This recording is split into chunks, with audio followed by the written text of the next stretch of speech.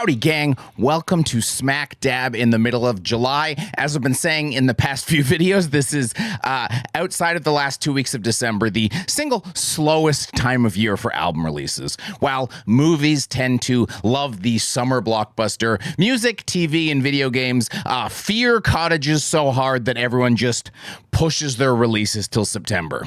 Thankfully, the underground never sleeps, and as I said, some weirdo is always going to toss out a record regardless of the time of year, so I've still been able to bring you some great records, even though things are as they are. Well, this climate change thing must be real after all, because the drought is so bad, even the underground got hit this week. Yes, on my July 19th research stream, we turned up 0 good releases. That has never happened before. I've been doing this for a couple of years now, and I don't know if I've ever had a week where I've just been like, wow, goose egg, eh?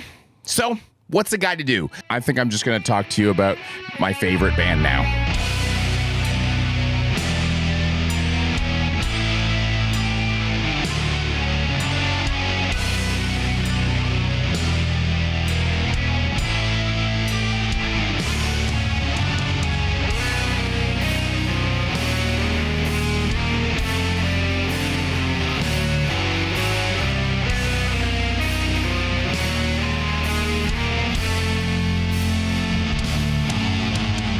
Yes, Hooded Menace. I'm making a video telling you how to get into Hooded Menace if you're not already. But why, Blayne? Well, in my complete biased opinion, I find it hard to think of a band that is both as universally appreciated and criminally overlooked as Hooded Menace. They review strongly, have influenced a whole new wave of bands, and never put out a bad record. Why the overlook? I mean, I can't think of a band, at least that I'm passionate about, that I feel has that same kind of duality. Well, I think the main reason can actually be explained with a bio.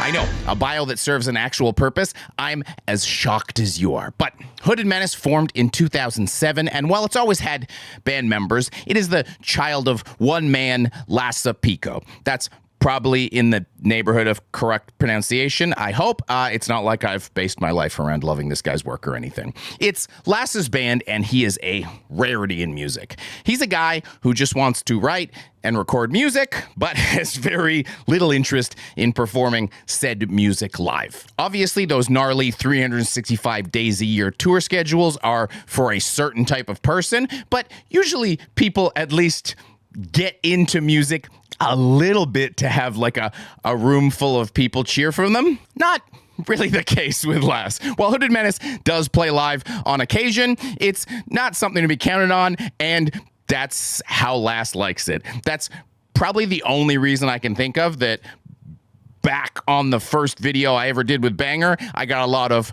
who's when I said Hooded Menace was Essential Death Doom. I can't imagine another reason. So, in order to help rectify this, I prepared a handy guide for you to the entrance of the world of Hooded Menace. Whether you want an easy, medium, or hard path, I've got you covered. So, let's dive in.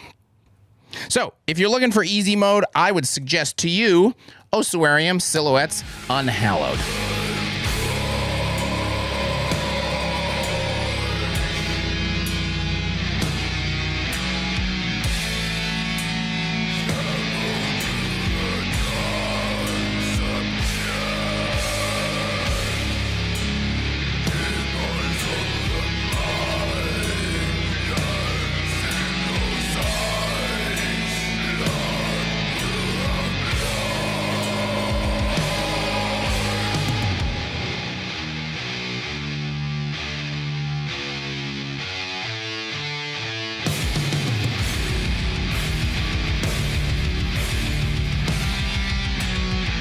Now, while I did review this album back when it released in 2018, and I feel pretty great about the gags in that video, it was also within my first 6 months of making YouTube videos, and my delivery makes me want to hurl. So let's talk about it again, shall we? And hopefully this time will be a little more fluid. Why would I recommend this as the easiest entry point into the Hooded Menace discography? Well, it's easily the prettiest Hooded Menace has ever been, and if you toss a little pretty on a record, it goes a long way with people, allowing them to ignore a lot of the harsh stuff. And boy howdy, there's some real pretty passages on here. Lassa has crafted a perfect guitar tone over the years, and he kind of just does little tweaks here and there as per necessary, depending on what he's trying to convey on a record. And in here, it actually pairs really well with some more relaxing doom. At times, you could convince yourself there's some keys or something going on this album, but nope, just really great production and tone. I actually find this record quite relaxing, and it's been a frequent bedtime listen while I drift off reading a book. Now, I could also just be giving myself years of brain rot through listening to depressive, suicidal black metal as my normal bedtime music, but regardless, good bedtime jam as per me. Saying this is a pretty record is like saying the Royal Ontario Museum is a traditional building for fans of traditional architecture, though. Yeah, I mean, there's that part of it, but what the hell's that thing on its ass? So it still definitely has the death half. There's no nice vocals outside of Gemma McNulty doing a little quasi narration on one track 2, only on one track, and it's track 2. If Death Doom wasn't a thing, or if you didn't know what Death Doom was, as we found out a bunch of our audience didn't in 2017, you definitely categorize it as slow death metal over anything else, I'd say. But when you combine slow and some pretty parts, you also get a great intro to death metal. Maybe I should do a how to get into death metal video. Oh wait, no, I already did that. I gave a perfect score back then, and even 2024 Big Grump Blayne still agrees that this record, fantastic, perfect, I don't care, 5 out of 5, still to this day, love listening to it, and I think you will too. If you're looking for your very medium entry into Hooded Menace, might I suggest to you the Tritonus Bell.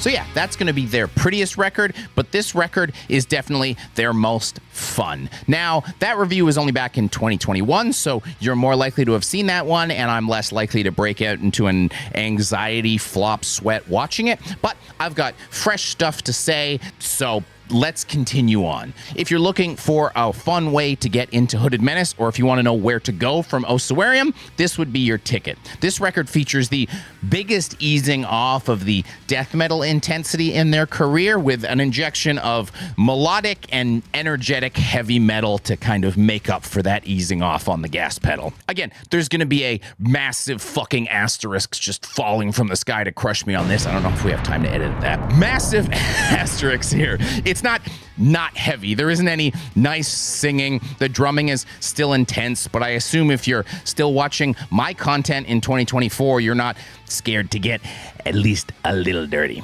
I think the one thing I didn't notice on my initial review is that songs are in general longer on this record than they are on most Hooded Menace records, and I thought it was the opposite. Like, in my mind, these were short, catchy jams because that's the way they feel, but then the runtime on a track will be like 9 minutes, and that is not short. So I think that backs up my claim of this being such a good time record, relatively speaking. Again, asterisk, please don't go in and be like, wait a minute, I thought you said this was a heavy metal record, because man, do those 9 minutes rip by. And another thing I can talk about, speaking of a good time, is that when the record came out, the special edition of the CD came with a cover of Rats. The torture never stops. And I didn't have a special edition of the CD. I have the special edition of the vinyl, so I couldn't hear it then. But I've now heard it, and boy, howdy, I do not hate this cover. It makes me as happy as 6 Feet Under's cover of Hair of the Dog, but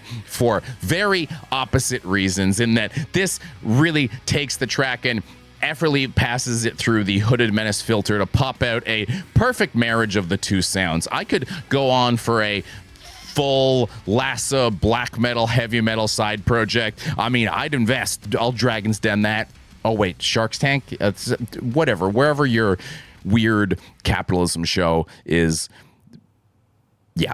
Hey, as a quick PSA, since we're talking about one of the best death doom bands ever, I've been seeing the genre being called doom death more and more, and if you're doing that, please stop. And if you see someone doing that, please tell them to stop. You see, the sound that death ends with transitions very nicely with the d sound that doom starts with, and the m sound, the sound that doom ends with transitions horribly into the d sound that death starts with. Try saying it with me. Death doom versus doom death. You see how your mouth hates to make the m into the d? That's why m's and d's aren't normally beside each other. So can we all stop and agree to stop and then never do that again? Thumbs up. But if you've been grinding through the Elden Ring DLC and you just want to play something on hard mode, Hooded Menace Never Cross the Dead.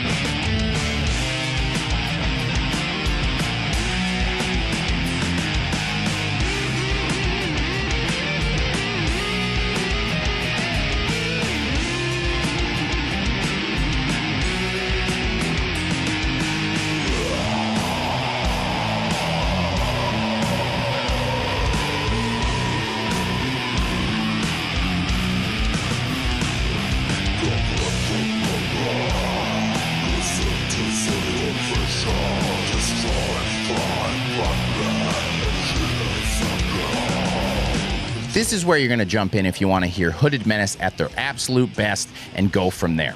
Released way back in 2010 as their second full-length, Lassa smashed it and did so in a way that a ton of newer bands take influence from. This is the spooky, drippy, creepy death doom at its full power. And it's also when he was doing everything besides drums himself, including vocals. He has a weird, gurgly, pukey style that I love and makes this a really special release to me. This album actually is kind of like the thing that made me go from liking to really loving death metal, because of course I'm weird and have to do everything in my life backwards. Regardless, this is a great horror movie metal record that just feels a lot less literal than a lot of interpretations of horror movies do in metal. If you don't know, the band is loosely based on a Spanish-Portuguese horror franchise. I mean, technically correct, but also feels weird. It's called the Blind Dead series.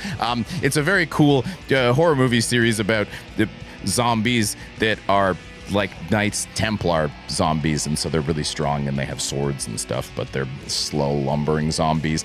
They're not amazingly written horror movies, but the atmosphere and the music and the general concept are really fantastic, so it makes sense that it would spawn a metal band that's not going to be taking literally from the story and kind of just bringing that vibe and atmosphere that make them kind of the B-movie classics that they are. This is also the debut of drummer Pekka Koskello. Well, technically, this is the debut of him, but you're not quite ready to listen to that yet. What's this one with the face? Oh, that? Oh, no. You're not ready to step into the court of the Crimson King. This stage in your training, an album like that could turn you into an evil scientist. And while I've mostly spent my time pumping Lassa's tires, Pekka is a great reason to check out Hooded Menace as well. He's a powerful drummer that's able to dictate the pace of you, the listener, in a way that very few can, which, of course, makes him perfectly suited to a style like death doom. That's me talking about my 3 favorite Hooded Menace records, 3 records that I think are the best for you, the best for us. Do you like this concept? Is this a show we should explore more? Because, you know, this isn't the band with the biggest catalog, but I'd, for example, love to do a nice little breakdown on, say, Dark Throne's catalog for you, or we could do like some nonsense like Blind Guardian or something. I don't know. We covered them in Overkill on Earth. Maybe we dive more in on them. Let me know in the comments down below if you like this idea, if you want us to do this again, if there's a band you'd like us to do this with. Thanks for the hanging out. Like, comment, subscribe. We got a Patreon. You can support us over there. See you on the next one. More normal reviews coming next week. There's releases again.